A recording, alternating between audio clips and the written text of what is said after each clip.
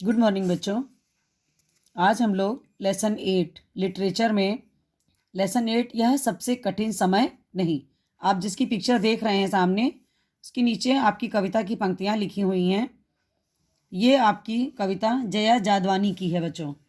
इसमें बताया है कवि ने कि बच्चों कि किसी को कभी भी निराश नहीं होना चाहिए, क्योंकि निराशा के कठिन समय में भी अपनी हिम्मत को बनाए रखने की सलाह दी है। कहा है कि मनुष्य को कभी भी निराश किसी भी परिस्थिति में नहीं होना चाहिए। आपके पास ये देखिए कविता की पंक्तियां हैं। नहीं, यह सबसे कठिन समय नहीं, अभी भी दबा है चिड़िया की चोंच में तिनका, और वह उड़ने की तैयारी में है। अभी भी झरती हुई पत्ती थामने को बैठा है हाथ एक, अभी भी भीड़ है स्टेशन पर, अभी भी एक रेलगाड़ी जाती है गंतव्य तक। गंतव्य का मतलब समझते हैं बच्चों? मंजिल तक, जहाँ कोई कर रहा होगा प्रतीक्षा।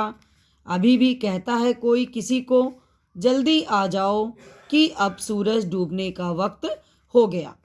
यहाँ तक बच्चों एक पैराग्राफ हमने किया है। इसको आपको भावार्थ इसका लिखवाया है। सबसे पहले हमने आपको संकेत बताया था कि कविता नहीं, यह सबसे कठिन समय नहीं, सूरज डूबने का वक्त हो गया है। फिर हमने आपको प्रसंग में लिखवाया था बच्चों कि प्रस्तुत काव्य पंक्तियाँ हमारी पाठ्य पुस्तक के यह सबसे कठिन समय नहीं से ली गई हैं। इसकी रचयिता कवित्री जया जादवानी हैं। अभी मैंने आपको बताया कि कवित्री ने इसमें बताया है कि निराशा के कठिन समय में भी अपनी हिम्मत बनाए रखने की सलाह दी है। इसका अर्थ है बच्चों इन पंक्तियों का कि निराशा के गहरे अंधकार में डूबे हुए मनुष्य को आशा की किरण की ओर संकेत करती हुई कवित्री कहती हैं कि यह सबसे कठिन समय नहीं है।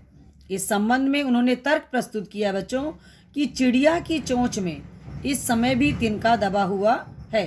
चिड़िया ऐसे समय में भी निराश नहीं है। इन तिनकों की मदद से वह क्या करेगी बच्चों? अपना घोंसला बनाएगी। चिड़िया तिनके को लेकर बच्चों उड़ जाना चाहती है। अभी भी पेड़ से गिरती हुई पत्ती को पकड़ने के लिए एक हाथ तैयार बैठा है, कि अर्थात गिरते हुए व्यक्ति को सहारा देने वाले हाथ आज भी हैं। अर्थात यदि कोई गिर जाता है तब उसे उठाना, या किसी की परिस्थिति ऐसी हो कि वो बहुत परेशानी में हो, बहुत दुख में हो, तो उसकी मदद करना भी एक तरह से हाथ पकड़ना ही होता है। ठीक है बच्चों। फिर है स्टेशन पर लोगों का आना जाना लगा हुआ है। लोग अपने अपने प्रियजनों से मिलने आ जा रहे हैं। इस कारण बच्चों स्टेशन पे क्या है? भीड़ है।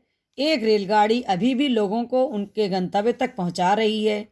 इस रेलगाड़ी से आने जाने वालों का वहां कोई इंतजार कर रहा है। अपने प्रियजन की प्रतीक्षा में आज भी कोई बेचैन है। वह कह रहा है बच्चों कि सूर्य डूबने का समय होने वाला है, इसलिए जल्दी से आ जाओ। अर्थात व्यक्ति के बच्चों सुख और दुख का ध्यान रखने वाले लोग अब भी हैं। इस माहौल में भी निराश होने की आवश्यकता नहीं है। इस दुनिया में अब भी बहुत कुछ बचा है। यह जहाँ तक बेटा मैंने पंक्तियाँ पढ़ी थी, ये वहाँ का भावार्थ है। यदि उससे आधी पंक्तियाँ अगर आती हैं अर्थ लिखने के लिए, तो आप आधा भावार्थ वहाँ तक बताओगे। यदि पूरा आएगा तो यहाँ तक, जहाँ तक मैंने अभी आपको लिखाया है और बताया है, यहाँ तक करोगे। सेकंड, उसके आगे का पार्ट है बच्चों कविता का। अभी कहा जाता है उस कथा का आखिरी हिस्सा, जो बूढ़ी नानी सुना रही सदियों से दुनिया के तमाम बच्चों को। अभी आती है एक बस, अंतरिक्ष के पार की दुनिया से लाएगी बचे हुए लोगों की खबर। नहीं, यह सबसे कठिन समय नहीं। बच्चों इस तरह से ये पारी पंक्तियाँ आपकी कंप्लीट हो गई। अब इसका आपको अर्थ बताते हैं। प्रसंग में आपका बच्चों पूर्वत रहेगा। फिर भावार्थ में आप लिखोगे कि भारतीय संयुक्त परिवारों में बच्चों कैसे होते थे? कंबाइंड परिवार होते थे, है ना। प्रत्येक घर में क्या होते थे? बड़े बूढ़े लोग होते थे, दादा दादी नाना नानी होते थे। तो आपको इसके माध्यम से इसमें बताया गया है बच्चों कविता में कि भारतीय संयुक्त परिवारों में घर के बड़े बूढ़ों द्वारा बच्चों को प्राचीन काल से ही कथाएं कहानियाँ सुनाई जाती रही हैं। कवित्री बच्चों कहती हैं कि आज भी दादी या नानी द्वारा सुनाई जाने वाली कहानी का आखिरी हिस्सा सुनाते हुए कहा जाता है कि कुछ लोग अंतरिक्ष के उस पार सैर के लिए गए थे। वहां पर किसी संकट में फंसने के कारण वापस नहीं आ सके। उन लोगों की कुशलता का समाचार लेकर अंतरिक्ष के पार की दुनिया से बस आती है और धरती पर रहने वाले हजारों बच्चों की कुशलता का समाचार देती है को उनकी कुशलता का समाचार लाने वाली ये बसें भविष्य में भी आती रहेंगी। जब भी धरती पर इतना सब कुछ बचा है तो हे मनुष्य, तुम्हें तनिक भी निराश नहीं होना है। निसंदेह इस समय जैसा वातावरण या समय है, यह सबसे कठिन समय नहीं है। इस प्रकार से आपकी कविता की पंक्तियों का भावार्थ बच्चों कंप्लीट होता है। इसके पश्चात अब हम लोग आते हैं बच्चों प्रश्नोत्तर की तरफ। कविता का पहला क्वेश्चन है बच्चों कि यह कठिन समय नहीं है, यह बताने के लिए कविता में कौन कौन से तर्क प्रस्तुत किए गए हैं, स्पष्ट कीजिए। बच्चों मैंने ये कक्षा में भी आपको कराए हैं और इनके आंसर मैंने आपको पिक्चर भी इनकी भेजी है। फिर भी आपको एक वीडियो में भी मैं आपको इसका आंसर बता रही हूँ। यह कठिन समय नहीं है, यह बताने के लिए कविता में निम्नलिखित तर्क प्रस्तुत किए गए हैं। जैसे पहला है बच्चों कि चिड़िया अपनी चोंच में तिनका दबाए उड़ने की तैयारी में है, जिससे वह घोंसला बना सके। दूसरा पॉइंट है बच्चों, डाली से गिरती पत्ती को थामने के लिए हाथ तैयार हैं। तीसरा है, रेलवे स्टेशन पर भीड़ भाड़ है, गंतव्य तक अभी भी रेलगाड़ी जाती है। अभी भी कोई किसी को कहता है कि जल्दी आ जाओ, सूरज डूबने का समय हो चला है।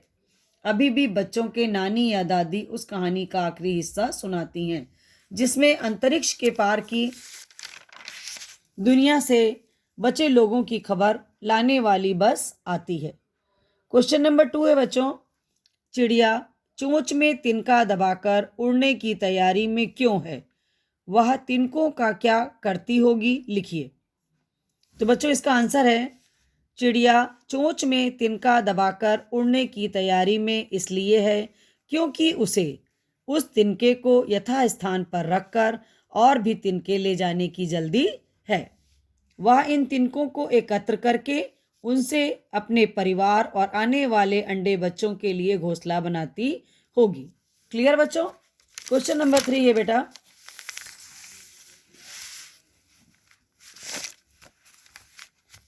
कविता में कई बार अभी भी का प्रयोग करके बातें रखी गई हैं। अभी भी का प्रयोग करते हुए 3 वाक्य बनाइए और देखिए उसमें लगातार, निरंतर, बिना रुके चलने वाले किसी कार्य का भाव निकल रहा है या नहीं। अर्थात आपको अभी भी शब्द का प्रयोग करते हुए 3 वाक्य बनाने हैं, जिसमें कि आपके ये शब्द आने चाहिए। देखिए इसका आंसर है, अभी भी का प्रयोग करके बनाए गए 3 वाक्य। यह वर्षा तो सुबह से शुरू हुई और अभी भी हो रही है।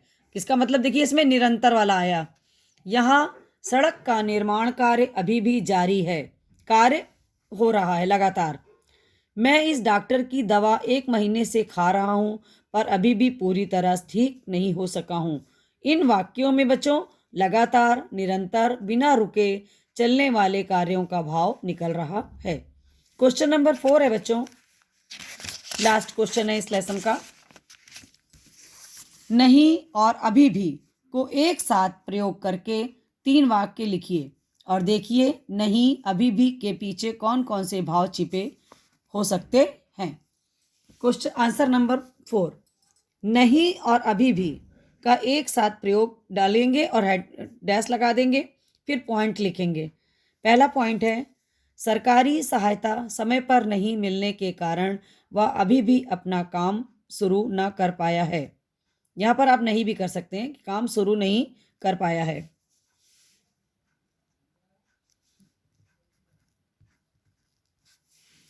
इस साल समय पर वर्षा नहीं हुई है, किसान अभी भी बादलों की ओर देख रहे हैं। यहाँ कोई सरकारी बैंक नहीं है, अतः गांव वाले इस साहूकार के पास अभी भी जाते हैं। इन वाक्यों में किसी काम के बिना रुके चलने का निरंतरता का भाव छिपा हुआ है।